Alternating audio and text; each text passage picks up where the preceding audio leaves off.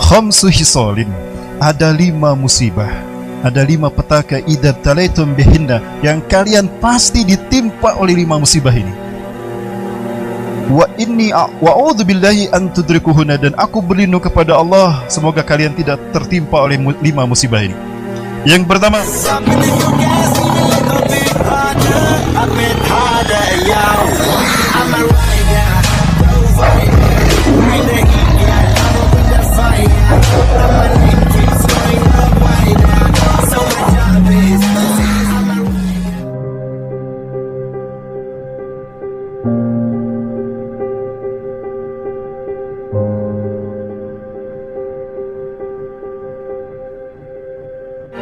kita tidak akan pernah mendapatkan apapun melainkan sesuai dengan apa yang kita lakukan.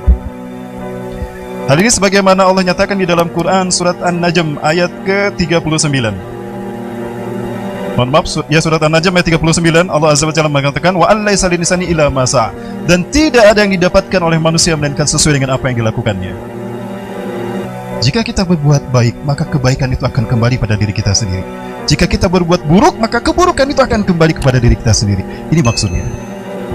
Maka jika ada musibah yang buruk yang menimpa kita, berarti itu ada kesalahan pada perbuatan kita, bukan dari Allah, karena Allah tidak pernah zalim kepada hambanya. Kalau begitu, apa bedanya qada dan qadar? Kalau takdir Allah tetapkan, baik buruk apapun yang menimpa kita, itu adalah ketetapan yang tidak bisa berubah sampai hari kiamat. Adapun qada adalah keputusan yang Allah buat ketika makhluk menjalani takdir. Maka apapun yang menimpa kita hari ini, saat ini, dewasa ini, itu adalah buah dari pilihan kita. Kenapa demikian? Karena manusia memiliki 3 posisi, dan posisi yang terutama, yang penting diantaranya adalah posisi mukhayyar. Allah memberikan kepada kita hak pilih untuk memilih apapun dalam kehidupan kita.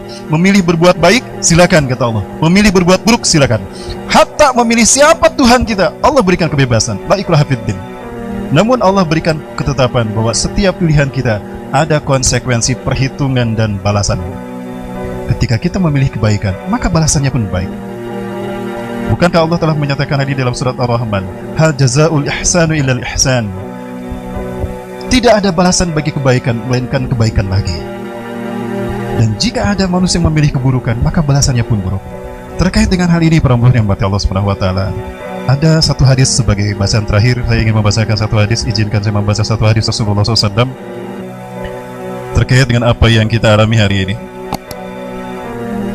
Rasulullah SAW pernah menyampaikan sebuah hadis dari yang diriwayatkan oleh sahabat Abdullah bin Amr terkait dengan apa yang menimpa kita. Rasulullah SAW bersabda di dalam hadis yang saya dapatkan di dalam kitab An-Nihayah fil Fitan wal Malahim, ya, dari Abdullah bin Amr, beliau berkata, akbala alaina Rasulullah SAW, telah menghadap kepada kami Rasulullah SAW, faqala, maka Rasulullah SAW bersabda, ya ma'syaral muhajirin, wahai kaum muhajirin.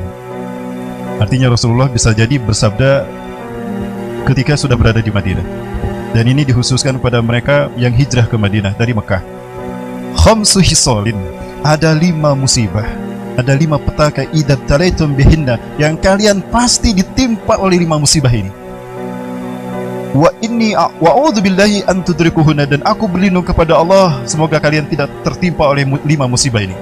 Yang pertama, lam tazhar al-fahishatu fi qaumin qattun, tidaklah satu kaum melakukan perbuatan zina hatta yu'linu biha, sehingga mereka bangga dan terang-terangan mereka melakukan zina, illa fasha fihimut ta'un, melainkan Allah akan menimpakan penyakit ta'un kepada mereka. Ta'un bahasa Arab, bahasa Indonesianya adalah penyakit yang disebabkan karena virus atau karena bakteri. Jadi ketika satu kaum mereka melakukan zina, bangga melakukannya, tidak merasa dosa dengan perbuatan keji ini, maka Allah akan menimpakan kepada mereka pandemi virus yang Allah sebutkan dengan nama, yang Rasulullah sebutkan dengan nama ta'un. Yang efek dari ketika wabah ini menimpa manusia, Allah timpakan musibah berikutnya secara berkaitan. Wal auja'ul lati lam takun madat fi aslafihimul ladina madha, dan Allah akan timpakan kepada mereka kelaparan yang belum pernah terjadi pada kaum sebelumnya. Kelaparan zaman dulu umumnya terjadi karena memang tidak ada pangan, tidak ada makanan, tidak ada logistik. Tapi karena pandemi ini, Orang kelaparan bukan karena itu tidak ada, tapi makanan ada, makanan berlimpah, tapi tidak bisa kita raih dengan cara seperti biasa, tidak bisa tersalurkan karena terjangkitnya pandemi ini. Sehingga banyak orang kelaparan di tengah surplus pangan yang terjadi di satu negara.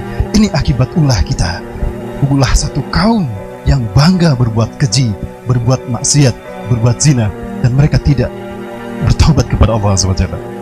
Yang kedua, Rasulullah SAW mengatakan, walam yankusul mikyala wal mizana, dan tidaklah kaum itu mengurangi timbangan dan takaran, illa ukhidu bisinina, melainkan Allah akan menimpakan kelaparan kepada mereka, wasiddatul maunah, dan Allah akan menimpakan kepada mereka pacaklik yang luar biasa.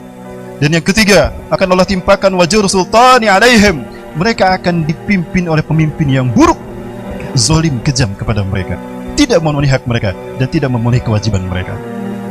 Itu yang ketiga. Kemudian yang keempat, walam yamna'uz zakata amwalihim, dan tidaklah kaum itu menahan kewajiban zakat atas harta yang telah mereka miliki sesuai dengan nasab dan haul, illa muda'ul qatra, melainkan Allah Azza wa Jalla akan menahan hujan dari langit. Andaikan manusia tidak mau menunaikan kewajiban mereka mengeluarkan zakat atas harta yang telah cukup sesuai dengan syarat, maka Allah akan menahan hujan dari langit. Walau al-bahaima, andaikan tidak ada binatang yang membutuhkan air, falam yumtir, maka mereka tidak akan pernah diberikan hujan. Artinya apa? Mereka yang menghalangi diri dari menunaikan zakat wajibnya itu lebih hina dari binatang. Yang keempat, Rasulullah SAW kemudian menyatakan, walam yankudu ahdallahi wa ahda rasulihi, dan jika mereka menentang apa yang Allah tetapkan atau menyalahi janji mereka kepada Allah dan sumpah mereka kepada Rasulullah SAW, illa sallallahu alaihim aduwwan min ghairihim, melainkan Allah akan mendatangkan musuh yang datang dari luar negara mereka. Fa'khadhu ma fi aidihim, maka musuh itu merampas apa yang mereka miliki, musuh itu merampas harta kekayaan mereka, bahkan musuh itu mengeksploitasi kekayaan alam mereka. Dan yang terpenting, musuh itu mengambil kemerdekaan mereka dan mereka tidak bisa berbuat apa-apa. Ini terjadi ketika manusia atau satu kaum tadi menyalahi janji mereka pada Allah dan Rasulnya. Dan yang kelima, yang terakhir, Rasulullah SAW mengatakan, wa man lam yahkum aw man lam tahkum a'immatun bi kitabillah wa yatahayyaru mimma anzalallah, dan apabila pemimpin-pemimpin mereka tidak berhukum dengan kitab Allah dan tidak memilih apa yang Allah turunkan atas mereka, illa ja'alallahu ba'sahum bainahum, melainkan Allah akan ciptakan kekacauan di kampung mereka, Allah akan menimpakan kekacauan di negeri-negeri mereka. Hadirin sidang Jumat rahimakumullah, kembali kepada keyakinan kita tentang qada dan qadar. Jadi apapun yang menimpa kita, jika itu kebaikan, itu datang dari Allah, karena Allah tidak pernah berbuat buruk, tidak pernah memutuskan keburukan. Allah selalu menginginkan kebaikan bagi kita, tapi kita yang memilih keburukan itu terjadi pada diri kita. Yang kedua, apapun keburukan yang terjadi, itu adalah karena perbuatan kita sendiri, karena kesalahan diri kita. Maka saatnya kita bermuhasabah, istighfar kepada Allah atas perbuatan dosa kita, atas kelalaian kita dan perbuatan dosa kita. Bertobat kepada Allah. Tentu masih ada pintu tobat selama kita belum sakaratul maut. Dan pada akhirnya kita berharap kepada Allah, kiranya Allah memberikan bimbingan kepada kita melalui para ulama kita, melalui para habaib kita, agar Allah membimbing kita melangkah ke jalan yang Allah ridhoi.